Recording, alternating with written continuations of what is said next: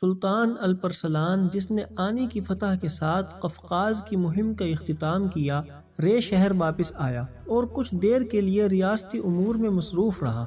اس نے اپنے بیٹوں اور رشتہ داروں کو ملک کے مختلف حصوں میں حکمران مقرر کیا۔ اس نے ہرات کا انتظام اپنے بوڑھے چاچا موسیٰ یابگو سے لیا اور اسے مازندران دیا۔ اس نے اپنے بھائی سلیمان کو بیلا اور دوسرے بھائی الیاس کو حکمران کے طور پر طوہرستان بھیجا۔ جب اس نے اپنے ایک بیٹے ارسلان شاہ کو مرگ کی وراثت پر مقرر کیا، ارسلان نے ارگن کو ہرزم اور توگن شاہ کو ہرات بھیجا۔ اس نے ارتاس کے بیٹوں کو اسفیزار کے پاس بھیجا۔ اس نے اصفہان اور شیراز کے صوبے اپنے بیٹے ملک شاہ کو دے دیے۔ شہزادوں کی تقرریوں کو مکمل کرنے کے بعد سلطان الپرسلان مرو شہر چلا گیا۔ سلطان الپرسلان کے دو بڑے اہداف تھے۔ پہلا اور سب سے زیادہ ضروری ان علاقوں کو فتح کرنا تھا تاکہ ترکمانوں کو جو ترکستان سے آ رہے تھے مشرقی رومی سرزمین میں آباد کر سکیں۔ دوسرا شیعہ فاطمی ریاست کو ختم کرنا اور یروشلم، مکہ اور مدینہ میں دوبارہ اہل سنت کی انتظامیہ قائم کرنا اور شیعوں کے تسلط کو توڑنا اور مسلمانوں کو دوبارہ اہل سنت کے مطابق متحد کرنا۔ تاہم مغرب میں ان اہداف کو محسوس کرتے ہوئے اسے مشرق سے خطرے کو روکنا پڑا۔ مشرق کی سب سے بڑی طاقتور ریاستیں کارا خانی اور غزنوی تھیں، لہٰذا سلطان الپرسلان ان دونوں ریاستوں کے ساتھ تعلقات کو فٹ اور بہتر بنانا چاہتا تھا۔ اس مقصد کے لیے اس نے اپنے بیٹے ملک شاہ کی شادی ترکن خاتون سے کرائی،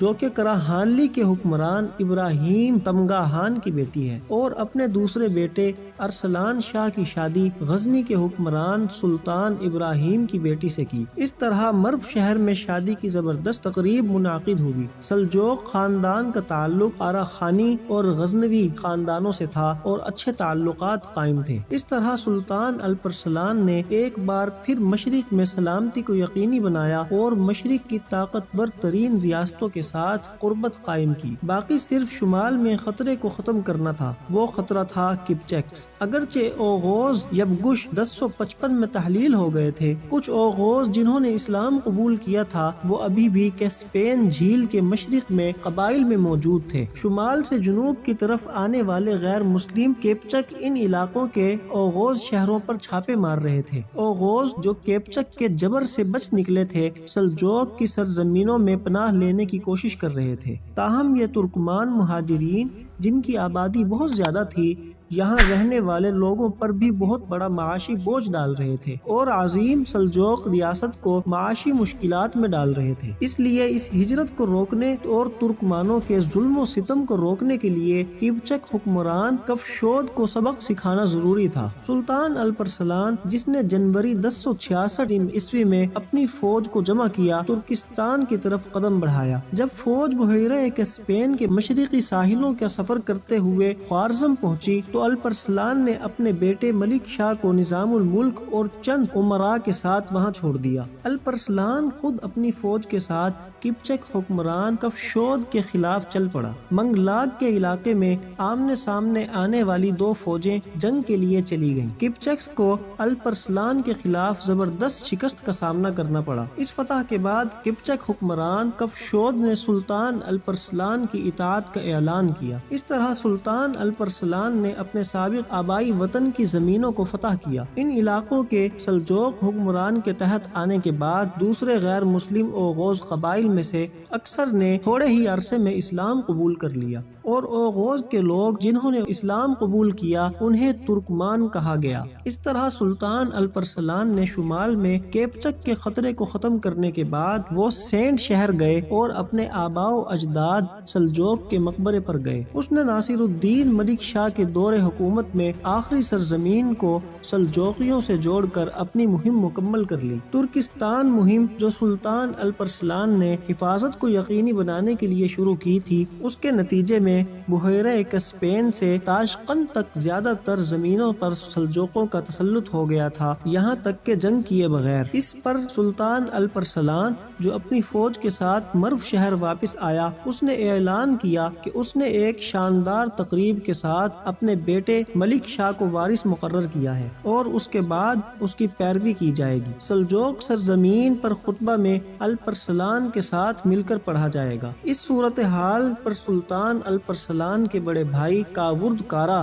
ارسلان نے، جو کہ کرمان میلیکی اور فاتح عمان کے نام سے جانا جاتا ہے، نے 1067 کے آغاز میں بغاوت شروع کر دی۔ الپرسلان نے، جس نے کرمان میں اس بغاوت کے بارے میں سنا، اس نے ایک سرخیل یونٹ بھیجا اپنی فوج کو تیار کرتے ہوئے اتبیگ چاولی کی کمان میں کاورد کی طرف تیز سوار۔ ابتدائی یونٹ جو تھوڑی ہی دیر میں کرمان پہنچی، کاورد کی فوج کا سامنا ہوا اور انہوں نے کاورد کی فوج کو شکست دی۔ اس طرح الپرسلان کو کرمان آنے کی ضرورت نہیں تھی۔ پکڑے گئے کاورد کو اپنے بھائی کو خط لکھ کر معافی مانگنی پڑی۔ اس کے بعد سلطان الپرسلان نے اپنے بھائی کو معاف کر دیا اور اپنی بیٹیوں کے لیے جہیز کی ایک بڑی رقم بھیج دی۔ اس طرح اس نے کاورد کو مہربانی سے دوبارہ جوڑ لیا۔ اس بغاوت کو حل کرنے کے بعد سلطان الپرسلان نے اب اپنا رخ مغرب کی طرف کر لیا۔ دریں اثنا قفقاز میں جارجیائیوں نے دوبارہ متحرک ہونا شروع کر دیا اور اپنے کھوئے ہوئے شہروں کو واپس لینے کے لیے اس علاقے میں سلجوقوں پر حملہ کیا۔ جب یہ خبر سلطان الپرسلان تک پہنچی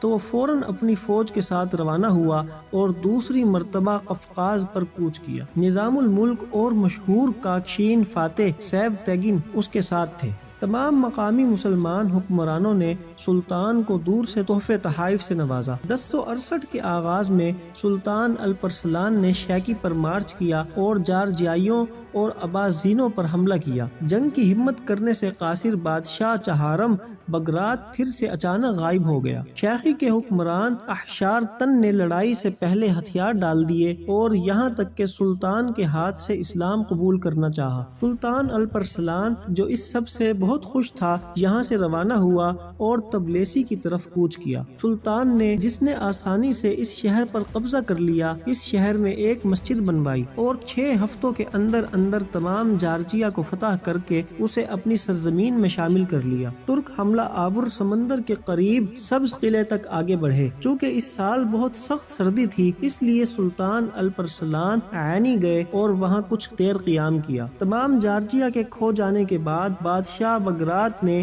مشہور لیپا ریت کے بیٹے آیون کو سلطان کے پاس امن کی پیشکش کے لیے بھیجا تھا۔ بادشاہ کی ماتحتی، جو پہاڑوں کی طرف پیچھے ہٹ گئی اور اس کی پیروی کرنا مشکل تھا، ٹیکس ادا کرنے کی شرط پر قبول کر لیا گیا۔ تبلیسی اور زستوف کے شہر فضلون کی انتظامیہ کو دے دیے گئے اور وہاں ایک سرحدی سلطنت قائم کی گئی۔ بادشاہ بگرات کی بیٹی کی شادی بھی فضلون سے ہوئی تھی۔ دریں اثنا سلطان کی بہو کارا خانی کے حکمران ابراہیم تمگاہان کی موت کی خبر سلطان کو پہنچی۔ جب یہ حکمران، جسے ذرائع نے عظیم تمگاہان کے لقب سے سراہا تھا، کا انتقال ہوا تو اس کے بچوں میں تخت کے لیے زبردست لڑائی شروع ہو گئی۔ ترکستان میں ان الجھنوں کی وجہ سے سلطان الپرسلان ثانی اسے بیچ میں کاکشین مہم چھوڑ کر رے شہر واپس آنا پڑا۔ اس نے اپنے ایک کمانڈر سیو تگن کو آذربائیجان اور قفقاز میں نظم و نسق برقرار رکھنے کی ذمہ داری سونپی۔ اس نے اپنے ماتحت کچھ کمانڈروں کو اناتولیا کی فتح جاری رکھنے کے لیے ضروری احکامات بھی دیے۔ جبکہ سلطان اپنی فوج کے ساتھ دارالحکومت واپس آیا تھا، سلجوقی امیروں نے ترکمان فوجوں کے ساتھ اناتولیا کی طرف پیش قدمی شروع کی۔ الپرسلان کی قفقاز اور مشرقی اناتولیا کی سرحدوں میں 2 مہمات کی وجہ سے اناتولیا کی فتوحات اور چھاپے نہیں رکے۔ اس کے برعکس ایک طرف مسلسل ہجرتیں اور دوسری طرف بغاوتوں میں حصہ لینے والے ترکمانوں کا فرار اس ملک میں ترکوں کی ارتکاز میں اضافہ اور فتوحات کو وسعت دینے کا سبب بنا۔ الپرسلان کے کمانداروں کا مشرقی رومی علاقے میں تیزی سے داخل ہونا عینی کے فتح کے بعد مشرقی رومی سلطنت کے لیے سب سے بڑا خطرہ تھا۔ رومیوں نے اناتولیا کو بچانے کے لیے رومن ڈیوجن جیسے طاقتور کمانڈر کو شاہی دفتر پر مقرر کیا، جس کا اب تک اچھی طرح سے دفاع نہیں کیا گیا اور جو تیزی سے خطرے میں ہے۔ رومی شہنشاہوں کے برعکس، جو طویل عرصے تک مہمات پر نہیں گئے تھے، ڈیوجن نے مقدونیائی اور بلغاریہ کے سپاہیوں، ازفرینک اور اجرت کمانے والوں کو اپنی فوج میں لیا اور انطاکیہ کی سمت کاروائی کی، جس کا محاصرہ افشین بے نے کیا تھا۔ سلجوق کمانڈروں کا 1069 کے موسم بہار میں جیسے ہی رومی فوج قیصری کی طرف بڑھ رہی تھی، ترکمان بھی پیچھے ہٹ رہے تھے۔ آخر کار جب ڈیوجن قیصری پہنچا تو اسے معلوم ہوا کہ اوغوز نے نکسار کو پکڑ لیا ہے۔ اس وجہ سے اس نے اپنا راستہ بدل کر سیواس کا رخ کیا۔ گرفتار ہونے کے خطرے کا سامنا نہ کرنے کے لیے ترکمان اپنی جائیداد چھوڑ کر بھاگنے لگے، تاہم ان کے پیچھے آنے والے شہنشاہ نے کچھ ترکمانوں کو قید کر لیا اور بہت سے ترکمانوں کو قتل کر دیا۔ الپرسلان کے کمانڈروں میں سے ایک انال نے ملاتیا کے سامنے ہیڈ کوارٹر قائم کیا اور یہاں شہنشاہ کا استقبال کرنا چاہتا تھا، تاہم شہنشاہ نے انطاکیہ شہر کو ترجیح دی جو کہ گرنے والا تھا اور انطاکیہ شہر کی طرف روانہ ہوا۔ دریں اثنا جب انطاکیہ کے محاصرے میں رہنے والے افشین بے کو معلوم ہوا کہ شہنشاہ اس پر چڑھ آیا ہے تو اس نے محاصرہ اٹھا لیا اور آذربائیجان چلا گیا۔ اس طرح انطاکیہ کو بچانے والا ڈیوجن یہاں سے منبج شہر چلا گیا۔ شہر کا محاصرہ کرنے اور شدید محاصرے کے بعد وہ اس پر دوبارہ قبضہ کرنے میں کامیاب ہو گیا۔ جب یہاں کے کچھ مسلمان لوگ پکڑے گئے تو اس نے ان میں سے کچھ کو تلوار کے ذریعے مار ڈالا اور ان کے گاؤں کو جلا دیا۔ اس طرح مشرقی رومی فوج حلب کے قریب پہنچ گئی جو شیعہ فاطمیوں کے ہاتھ میں تھا۔ حلب کے امیر محمود اور اس کے بیٹے ہارون نے پسپائی اختیار کر کے شہر چھوڑ دیا تھا۔ حلب میں شدید خوف و ہراس تھا، لیکن شہنشاہ کی فوج کو یہاں شدید قحط پڑا کیونکہ اس وقت مصر میں خوفناک قحط پڑا تھا۔ اس قحط کی وجہ سے جس نے شام کو بھی اپنی لپیٹ میں لے لیا، شہنشاہ کی فوج کو خوراک کے حصول میں بڑی مشکل پیش آئی۔ دریں اثنا ترکمانوں نے افشین بے کی سربراہی میں شہنشاہ کے شام میں ہونے کا فائدہ اٹھاتے ہوئے اناتولیا کی طرف پیش قدمی کی اور عموریہ شہر کو فتح کر لیا۔ شہنشاہ جسے یہ خبر ملی بہت غمگین ہوا اور مزید یہاں نہ ٹھہر سکا اور اپنے دارالحکومت واپس جانے کا فیصلہ کیا۔ تاہم واپسی پر اس نے اناتولیا میں ترکمانوں کی مخالفت کے لیے اپنی فوج کو منتشر کر دیا۔ دریں اثنا افشین بے اموریہ شہر کی فتح کے بعد لاتعداد اسیروں اور مال غنیمت کے ساتھ واپس چلا گیا۔ جب شہنشاہ استنبول چلا گیا تو فوج کی بے ترتیبی اور تباہی کی وجہ سے اسے افشین بے پر مارچ کرنے کی طاقت نہ مل سکی۔ تاہم شہنشاہ کا خیال تھا کہ وہ اناتولیا کو بچائے گا۔ یہ اب یورپیوں کے لیے ناقابل واپسی راستہ تھا، نہ رومی اناتولیا چھوڑ سکتے تھے اور نہ ہی ترک واپس آ کر کوئی اور وطن تلاش کر سکتے تھے۔ اس لیے دونوں فریق اپنی پوری طاقت کے ساتھ اناتولیا کے لیے لڑے۔ دریں اثنا کاراخانیوں کی تخت کے لیے لڑائی اختتام پذیر ہوئی اور سلطان الپرسلان کے داماد ناصر خان نے تخت سنبھالا۔ جب سلطان الپرسلان کا داماد کاراخانی تخت پر چڑھا تو اس نے کاراخانیوں کے خلاف مہم ترک کر دی اور رے شہر واپس آ گیا۔ سلطان الپرسلان کا پہلا ہدف مشرقی روم نہیں بلکہ شیعہ فاطمی تھے۔ اس نے اناتولیا کے ان علاقوں کو فتح کرنا کافی سمجھا جو پہلے اسلام سے تعلق رکھتے تھے اور اب رومیوں کے ہاتھ میں تھے۔ جب عظیم سلجوقی ریاست روز بروز مضبوط ہو رہی تھی، شیعہ فاطمی ریاست اندرونی تنازعات کی وجہ سے افسردگی کے دور کا سامنا کر رہی تھی۔ 8ویں فاطمی خلیفہ مستنصر کا دور اکثر یا عناصر کے درمیان سیاسی لڑائیوں کا منظر تھا۔ ان کے علاوہ فوج میں ترک، بربر، سوڈانی عناصر کے درمیان تنازعات اور قحط کی وجہ سے مصر میں معاشی بحران نے اس منفی ماحول کو مزید بڑھا دیا۔ اس طرح فاطمی جنہیں چھوٹے طاقت کے حاملین سے خطرہ لاحق تھا، ابھرتے ہوئے سلجوقیوں کی مخالفت کرنے کی پوزیشن میں نہیں تھے۔ اس حساس صورتحال نے حلب کے امیر محمود المردسی کو سیاست کے معاملے میں سلجوقیوں کے قریب کر دیا، کیونکہ اس کا خیال تھا کہ عظیم سلجوقی ریاست کا تابع ہونا اس کے اپنے مفادات میں انتہائی ضروری ہے۔ جب مشرقی رومی شہنشاہ ڈیوجن حلب کے شہر کے قریب پہنچا تو شیعہ فاطمی ریاست حلب کی حفاظت کے لیے کوئی کوشش نہ کر سکی۔ اس کا خیال تھا کہ اگر وہ سلجوق کے کنٹرول میں آ جائے تو مشرقی رومی سلطنت کے حملوں سے محفوظ رہے گا۔ اس مقصد کے لیے امیر محمود نے عباسی خلیفہ کے پاس ایلچی بھیجا اور اعلان کیا کہ اب سے حلب میں شیعہ خطبہ پڑھنے سے منع کر دیا ہے اور یہ خطبہ سلطان الپرسلان اور خلیفہ القائم بامر اللہ کے نام سے پڑھا جائے گا۔ اس طرح حلب میں مصری فاطمی خلیفہ مستنصر کے نام سے پڑھا جانے والا شیعہ خطبہ ختم کر دیا گیا اور اس کی جگہ خلافت عباسیہ کی جانب سے سنی خطبہ پڑھا گیا۔ اس طرح امارت حلب نے عظیم سلجوقیوں کی قوت قومیت کو تسلیم کیا۔ اس وقت ناصر دیول بے ہمدان نے اپنا مقام مضبوط کیا اور خلیفہ پر اثر انداز ہونے لگا۔ اپنے حریفوں کمانڈروں جیسا کہ بدر الکمال کو ختم کرنے کے بعد اس نے مصری انتظامیہ کو مکمل طور پر سنبھالنے کے لیے اور شیعہ خلیفہ مستنصر کا تختہ الٹنے اور ان کی جگہ لینے کے لیے کارروائی کی۔ اس مقصد کے لیے اس نے سلطان الپرسلان کے پاس ایک ایلچی بھیجا۔ اس نے سلطان الپرسلان کو یہ اعلان کر کے مصر آنے کی دعوت دی کہ وہ اپنی فوج کے ساتھ مصر آئے گا۔ وہ مصر کو اس کے حوالے کر دے گا کہ وہ شیعہ بعض کو ختم کر دے گا اور سنیوں کو اس کے پاس لے جائے گا۔ یہ دعوت ان مواقعوں میں سے ایک تھی جو سلجوقیوں نے تلاش کی لیکن نہ مل سکے، کیونکہ سلطان الپرسلان کا سب سے بڑا ہدف شیعہ فاطمی ریاست کا خاتمہ اور اہل سنت کو غلبہ بنا کر سیاسی اور روحانی سالمیت کو یقینی بنانا تھا۔ الپرسلان اس مقصد کے لیے اس نے کوئی وقت ضائع کیے بغیر تیاری شروع کر دی۔ اس کے ایک کمانڈر نے امیر عتیز کو 50,000 افراد کی فوج سونپی اور اسے شام کے علاقے اور یروشلم کو فتح کر کے مصر کا راستہ کھولنے کا حکم دیا۔ عتیز شام کو فتح کرنے کے لیے جا رہا تھا۔ سلطان الپرسلان نے تقریباً 50,000 افراد پر مشتمل اپنی فوج جمع کی اور جولائی 1070 میں دارالحکومت سے آذربائیجان منتقل ہو گیا۔ سلطان الپرسلان جو آذربائیجان کے راستے اناطولیہ میں داخل ہوا، اس نے ملازگرت قلعے کا محاصرہ کر کے اسے فتح کر لیا، جس کے ذریعے اسے فتح کیا گیا۔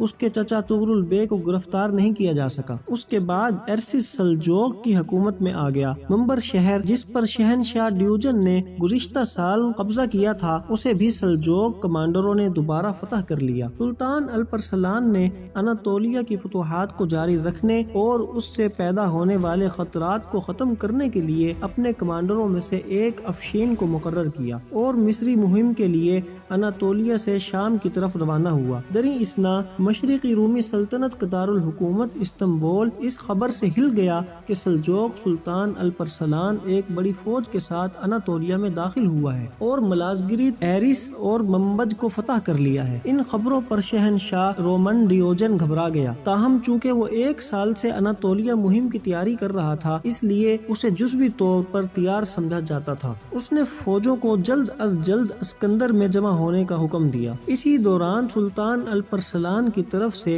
شام کو فتح کرنے کے لیے مقرر کردہ کمانڈر ہریز ملی عتیس نے فلسطین، ریملے اور یروشلم کو فتح کر کے ان علاقوں میں شیعہ تسلط کا خاتمہ کر دیا۔ سلطان کی مصر کی مہم کے لیے سڑک کی حفاظت اور یہاں سلجوق کا تسلط قائم کیا۔ اس مہم کے دوران عتیس نے دمشق کا محاصرہ بھی کیا لیکن اس پر قبضہ نہ کر سکا۔ سلطان الپرسلان نے اپنی فوجوں کو اکٹھا کرنے کے لیے اپریل 1071 میں سلطان پہاڑی پر ایک پڑاؤ ڈالا۔ چونکہ یابوس سلطان سلیم نے اس پہاڑی پر جب وہ اپنی مصر مہم پر تھے پڑاؤ ڈالا تھا، اس جگہ کو سلطان پہاڑی کہا جاتا تھا۔ ایک ہی طاقت اور ایمان کے ساتھ 2 ترک سلطان بھی یہاں اکٹھے تھے۔ جب سلطان الپرسلان مصر کی مہم کے لیے اپنی تیاریاں مکمل کر رہے تھے، مکہ کے امیر ابو ہاشم نے سلطان کے پاس ایلچی بھیجا۔ اس نے کہا کہ اس نے شیعہ اذان اور خطبات پڑھنے سے منع کیا ہے اور یہ کہ اب یہ خطبہ عباسی خلیفہ کا القائم بامر اللہ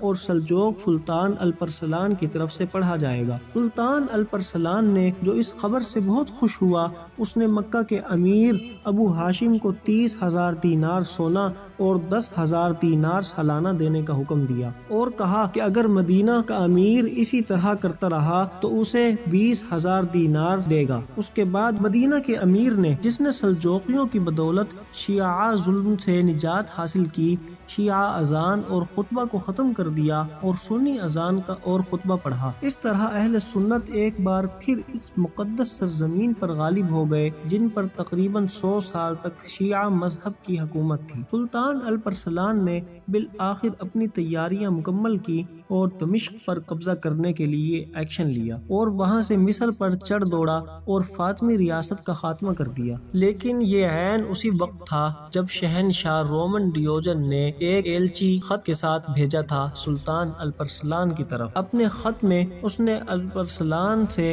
ملازگریت، ایرس اور منبج کے شہروں کو مشرقی روم میں واپس کرنے کو کہا، اور کہا کہ بصورت دیگر وہ ایک بڑی فوج کے ساتھ سلجوقوں کے خلاف پیش قدمی کرے گا۔ اس خط پر غصے میں آنے والے الپرسلان نے سفیر کو سخت جواب دے کر واپس بھیج دیا۔ سلطان الپرسلان کے لیے سفیر کی آمد سے یہ رائے پیدا ہوئی کہ یونانی حملہ کرنے کے قابل نہیں ہوں گے، لیکن پھر سلجوق کمانڈروں کی طرف سے سلطان الپرسلان کو خط آنے لگے۔ ان خطوط میں لکھا تھا کہ شہنشاہ رومن ڈیوجن بے شمار فوج کے ساتھ ارض روم کی طرف پیش قدمی کر رہا ہے۔ اس خبر کی وجہ سے سلطان گھبرا گیا۔ اس کے بعد سلطان الپرسلان کو تقریباً 15,000 افراد کی فوج کے ساتھ شام اور مصر سے واپس آنا پڑا، صرف اپنے کمزور سپاہیوں کو ساتھ لے کر جانا پڑا۔ سلطان، جس نے اپنی فوج کا بیشتر حصہ شام میں چھوڑ دیا، نے دمشق شہر کو فتح کرنے کا حکم دیا اور فوج کو حلب کے محمود اور ہرزم سے عدس کی کمان میں رکھ دیا۔ مشرقی رومی سفیر،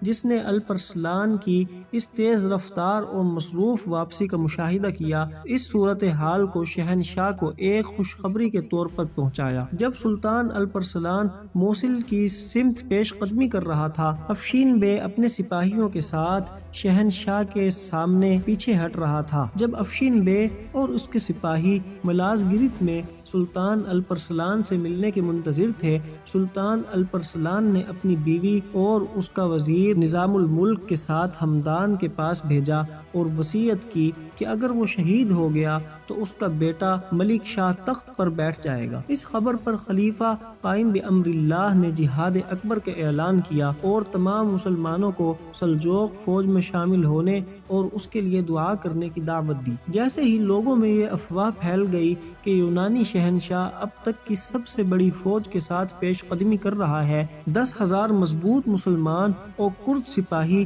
جو نظام الدین میروانی کے امیر اور مقامی رضاکاروں کے سپاہیوں پر مشتمل تھا، سلطان الپرسلان کی کمانڈ میں داخل ہوا۔ کیونکہ شہنشاہ رومن ڈیوجن نہ صرف اپنی زمینوں پر قبضہ کرنے بلکہ تمام اسلامی ممالک کو اپنے پیروں